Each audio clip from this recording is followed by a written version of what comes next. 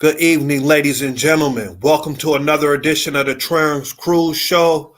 Honored to have LaVon Jones tonight here. She has a great event coming up, so we're going to talk about that a little bit. Honored to have LaVon Jones tonight here. She has a great event coming up, so we're going to talk about that a little bit. Honored to have LaVon Jones tonight here. She has a great event coming up, so we're going to talk about. Okay, my fault. There we go. So how you doing? I'm doing pretty good. Glad to be here, and thanks for having me on. Awesome. So tell me a little bit about yourself. Where are you from? Born and raised on the north side of Minneapolis. Lived here all my life. North side? Yeah, north side. I live south, too, growing up as well. I claim all of Minnesota belongs to me, Yeah. My aunts and uncles, my mom, they're from here, born and raised. Okay. So where'd you go to school at? North High. North Polars. North High Polars, graduated Polar, as well as my mother and all her siblings, all my older cousins, okay. So we're definitely embedded here in North Minneapolis, and love it. I love my community. This is where my roots are. Now, there's a lot of positive things like what you're doing, and a whole lot of positive things happening in Minneapolis, North Side, South Side, over here in St. Paul. But there's also been some record gun violence in our community. Right. How do you feel about that? Oh man. Real quick. My brother and I and my sister and my daughter in 1997 were caught in a drive-by shooting over on 33rd in Oakland. Back in the day, that was, years ago, but my brother and I were shot. Thank God my daughter, she was 10 months at the time, she's 25, that she didn't get hit. I got shot twice with a 22. Wow, I did not know that. Yep. And my brother got shot in the back with a 9mm. And he ended up in a wheelchair. And my sister was not hit. She was able to grab my daughter, who I had in my arms at the time, and grab her and protect her. So we were directly, gun violence has directly affected our family. My brother, now is a counselor, a psychiatrist for young and up and coming young men. He counsels them, and he's married. He has a 1-year-old daughter. Hey. My niece, my daughter, she graduated, college, with her degree. She's doing well, and we've made it through that time, but it was devastating because all of my mother's children could have been gunned down and dead in the street. So we know that suffering firsthand. Yes. Out of that, my brother started a gun prevention camp called Bobby Brown Beyond the Court Basketball. Okay, I've heard of that. They were doing a basketball camp at Richard Green over there, the old Richard Green on over south. Yeah. And so we were, we're doing that each year, and they're going to get back started doing that, So we know that firsthand. With that, it doesn't matter how long ago. it still hurts and hits when you hear of other families. Mm-hmm. You know what I'm saying? And these things still going on Right. in our community, and it doesn't have to be when it's your own people. Because Yes. we weren't involved in gangs. Right. We were at the wrong place at the wrong time. Mm-hmm. And got caught into something like that. You know, so it definitely hits close to home. We have spent years, and we still do. You know, trying to get our youth and our families and our communities to be aware, okay, and standing against gun violence, no matter who it is, Right. whether it's the police, Mm-hmm. because just because they carry a gun, that doesn't mean they're not violent with that gun or unjust, That's right. or whether it's your own people, Mm-hmm. so all across the board, so we definitely stand with those families who are suffering now, who suffered then. No doubt.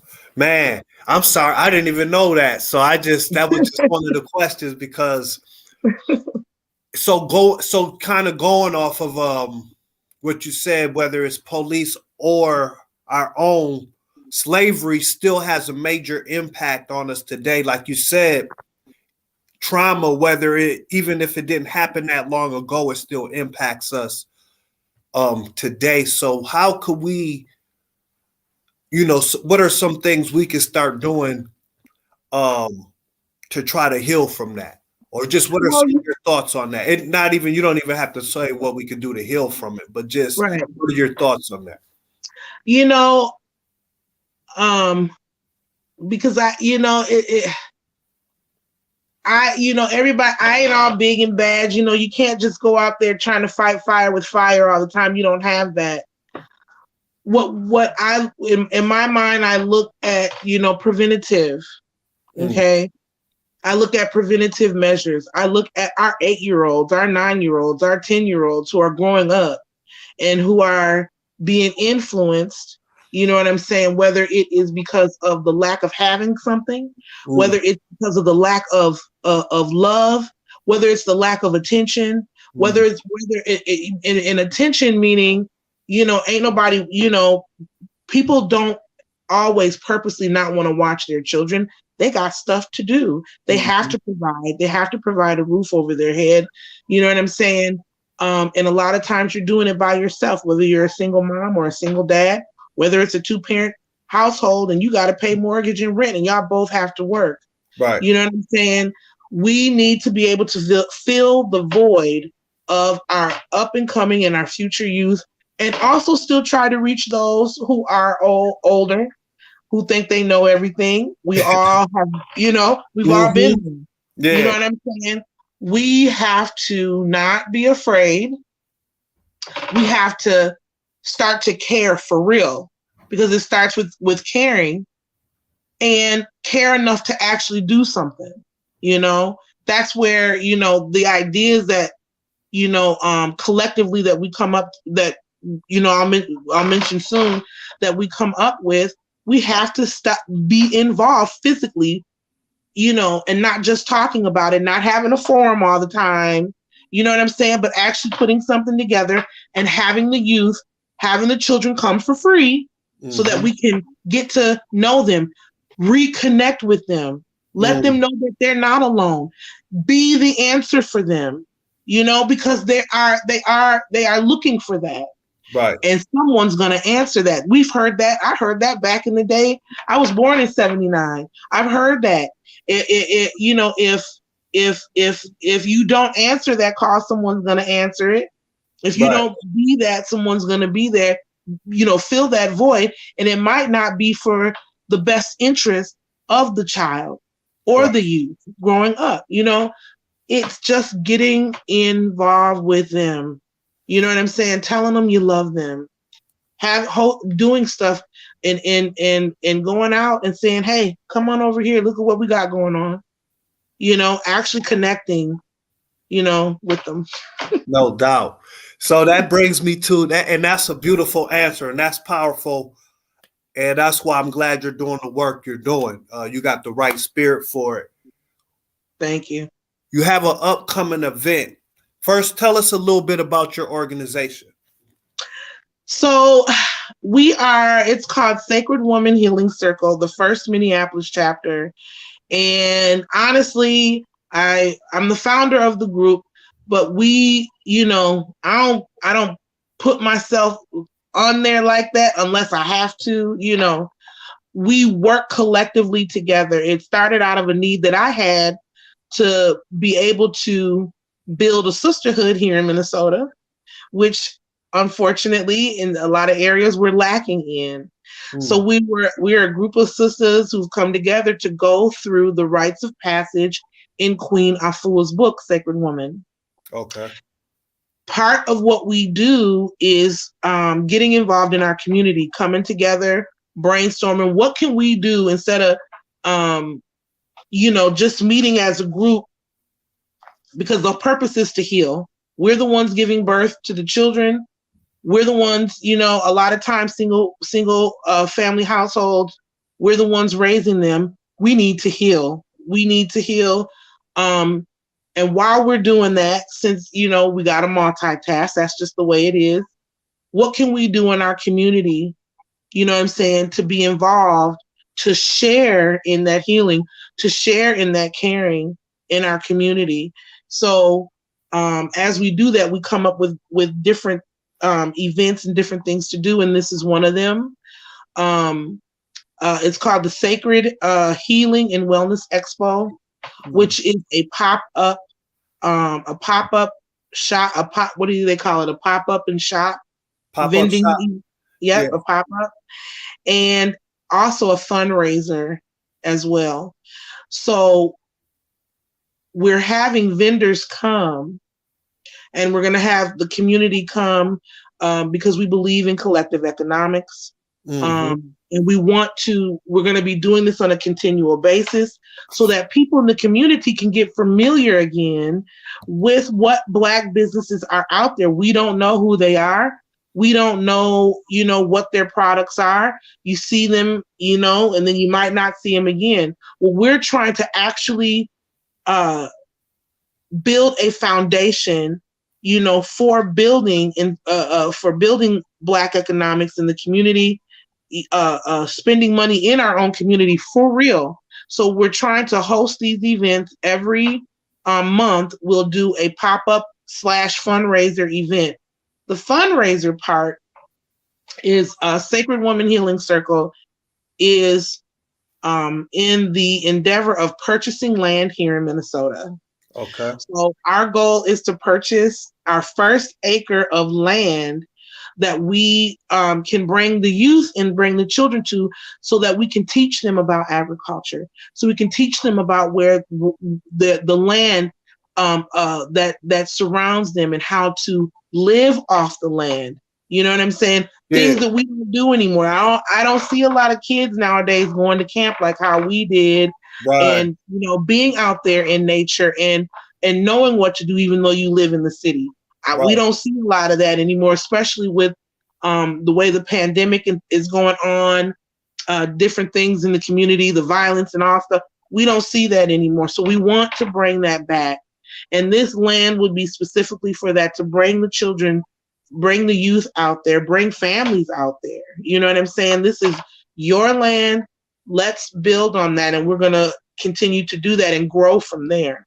Wow. So that is an awesome idea. And we want to encourage everybody to donate to that program. So before we leave, I want you to let people know how they can do that. But you used a couple really big words. You said rites of passage. Yes. And collective economics, or collective Black economics. Could you elaborate on those two terms real quick before we let you go? So with the rites of passage, for the healing of the Black woman in her womb, because we're putting these children out here. You know what I'm saying? We're raising them, and how are we doing that? How are we raising them? in what area, what mind space, and it's not to come down on the Black woman. It's not to come down, because we're trying to start a fathers group as well, by the way, No doubt. called the Fathers Foundation, because we cannot leave the fathers out. We're looking to heal the whole entire family. Right. And we have to do that. We can no longer wait for someone else to do that. We have different cultures and different people in the handling the affairs of Black people, and we're getting nowhere with that. So we have to do a complete 180. You know what I'm saying? And do it ourselves. Come on in. It don't belong to nobody. It belongs to everybody. You know what I'm saying? Right. I was just talking to a sister, and I told her, I said, even though we come up with these ideas belong to all of us. Why? Because there's nothing new under the sun. So right. let's come together and heal ourselves. Let's go through the rites of passage, meaning the different stages of healing that it takes to heal your mind, your body, your soul, your 3 chi, including the man and the child and the woman, the the Black family. Okay. And for collective economics, I've been hearing and talk, because we grew up Oak Park, you know what I'm saying, and Rondo Days and Juneteenth over there, right. Or whatnot, and they used to have the Black business book that used to go out back in the day. Don't see that anymore. Right. You know what I'm saying? Right. We don't see that. So we're trying to build that again. So when we say collective economics in the Black community, we're talking buying from each other, spending our money with each other, keeping that money in the community for each other, our youth, and getting back to building a legacy, because we used to do that. Mm-hmm. We used to have a legacy, for our children, land for our children. We don't hear about it all the time, but we have land. We are where the money's at. We have businesses come into our communities and they set up, right? Because this is where the money is. So then if that's where the money is, let us spend with each other, grow each other. Let's become a household name like you would know JCPenney's, or Dayton's. You know what I'm saying? Now I want to know, about, Keisha's Coco Niche and her shop. I'm going to buy my shoes from her. That's one of the vendors that we're having, as well as a couple of other food vendors, clothing vendors. We want to make them a household name. So we're going to continue this until we can't do it anymore. We have another one coming up in March. Okay. So I tell people, if you want to come and be a part, you want to come and be a vendor, come on in. You're welcome to do that. We welcome all Black business, to come in, and let's do this. Let's build our collective economics. No doubt. Sister Bernadine down in Texas said what you're doing is beautiful. Thank you. Thank you. So real quick before we head out, where's the event? When's the event? And how can people donate? What's the Cash App, Venmo, website, all that information? Right. So we're working on our website, but the event is February 12th at 11 a.m. And the address is 229 Irving Avenue, North Minneapolis. And the Cash App that we have, if people want to donate to the purchase of the land, it is Aset, AUSET Jones 180. That's $ Aset Jones 180. Or you can call me 612-221-4004 as well, and I'll give you all the information that you need. In the event, you said it, where it's at? The address? The address is 229 Irving Avenue, North Minneapolis, and it's 55405. It's February 12th at 11 a.m. And I hope to see y'all there. No doubt. Thank you for joining us. In March, we'll have you back so you can tell us about phase 2 and what the theme is for that and everything. That sounds wonderful. Thank you. Thank you. And salute to what you're doing and to the whole family. Looking forward to hearing more from what you guys are doing over there. Right, because we got a lot more coming up. So Ashe, thank you so much. I say let's stay connected. All right. Peace. Peace. And that was LaVon Jones. Got a great event coming up. Make sure you come out and support her. For a rebroadcast of this, go to www.blacktvs.com for news and information that is exciting for Black Americans and foundational Black Americans. All right? Peace.